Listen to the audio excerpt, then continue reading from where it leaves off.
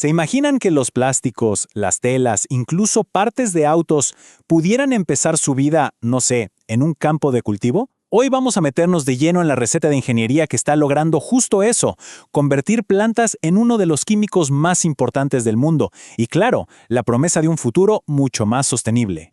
A ver, pensemos en esto por un segundo. Una botella de plástico, piezas de un coche, el anticongelante del motor.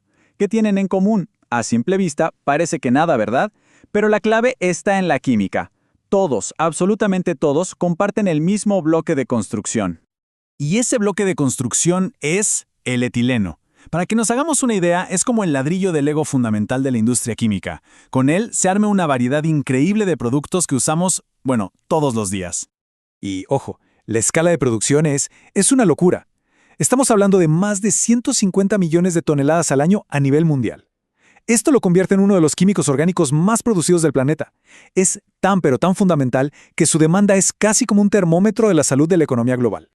Pero claro, aquí viene el gran pero, el dilema. Tradicionalmente, todo ese etileno sale de los combustibles fósiles, de un proceso que consume muchísima energía y genera un montón de emisiones. Entonces, la pregunta del millón es, ¿hay una forma más limpia de hacerlo? Y la respuesta, por suerte, es que sí. Y justo de esa alternativa verde vamos a hablar hoy. Muy bien, vamos a meternos de lleno en esta alternativa sostenible. El concepto es, en realidad, muy simple, pero a la vez súper poderoso. En vez de sacar la materia prima de abajo de la tierra, ¿qué tal si la cultivamos? Es un cambio de paradigma total. Pasamos de una economía que extrae a una que regenera. Aquí se ve clarísimo el contraste. El método de siempre usa calor para, digamos, romper las moléculas de los combustibles. La alternativa sostenible, en cambio, es mucho más elegante. Toma etanol que podemos sacar de las plantas y con un proceso que se llama deshidratación, básicamente le quita una molécula de agua. El resultado, etileno. Y a ese producto final le llamamos bioetileno. Y aquí viene lo más importante, lo crucial. Es químicamente idéntico al etileno que viene del petróleo. No hay diferencia. La única y gran diferencia es de dónde viene. Su origen es renovable. Y eso significa que su huella de carbono es muchísimo menor. Ok, pero ¿cómo pasamos de esta idea genial en el laboratorio a una producción a escala industrial? Bueno, para eso se necesita una pieza de ingeniería que es absolutamente clave, el reactor químico. El diseño de este reactor lo es todo. Va a definir si el proceso es eficiente y al final del día si es rentable. En el estudio que estamos revisando, el de Ulasit, el diseño que eligieron fue un reactor de flujo pistón, o PFR por sus siglas. La analogía de la línea de montaje es perfecta para entenderlo. Imaginen un tubo largo. Por un lado entra el etanol y a medida que va avanzando por el tubo se va transformando y por el otro extremo, ¡pum!, sale etileno ya listo. Ahora, ¿por qué justo este reactor y no otro? Bueno, hay 3 razones que son clave. Primero, es súper eficiente. Convierte un montón de producto en un espacio bien chico. Segundo, funciona sin parar, en modo continuo, lo que es ideal para la producción industrial masiva. Y tercero, te da un control súper preciso de la temperatura y la presión.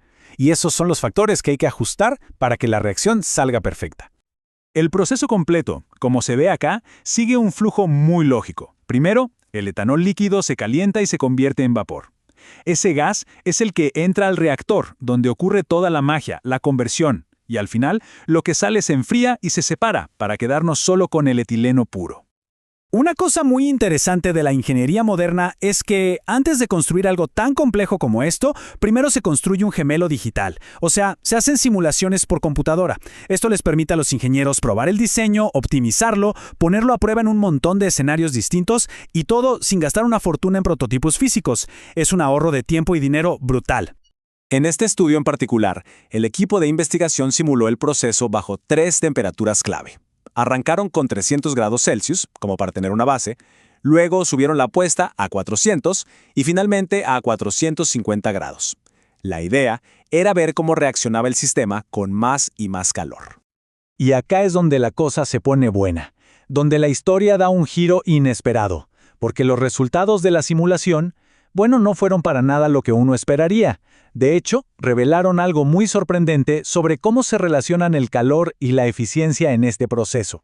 La pregunta central que todos se hacían era simple: ¿qué tan eficiente es esto en la vida real?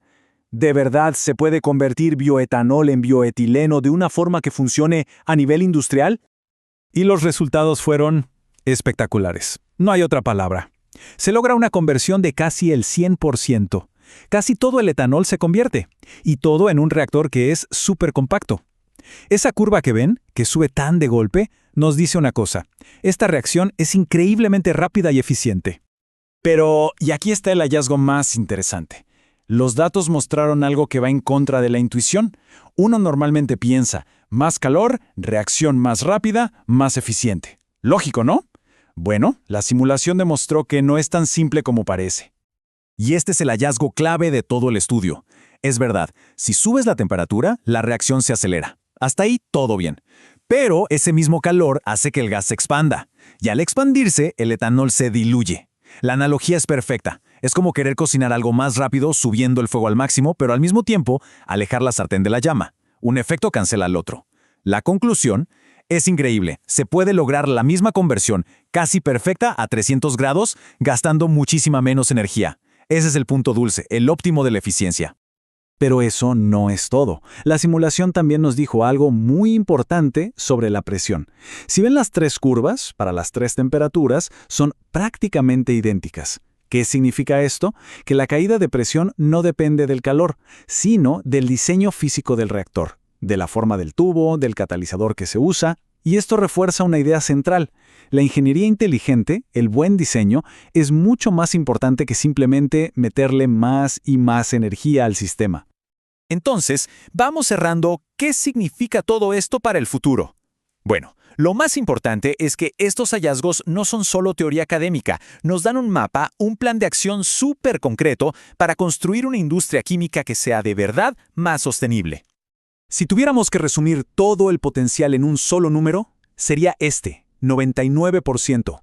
La simulación confirma que es técnicamente posible convertir casi todo el bioetanol en etileno. Y esto cambia las reglas del juego. El bioetanol deja de ser solo una alternativa verde, simpática, y se convierte en un competidor serio, eficiente y viable frente a los combustibles fósiles.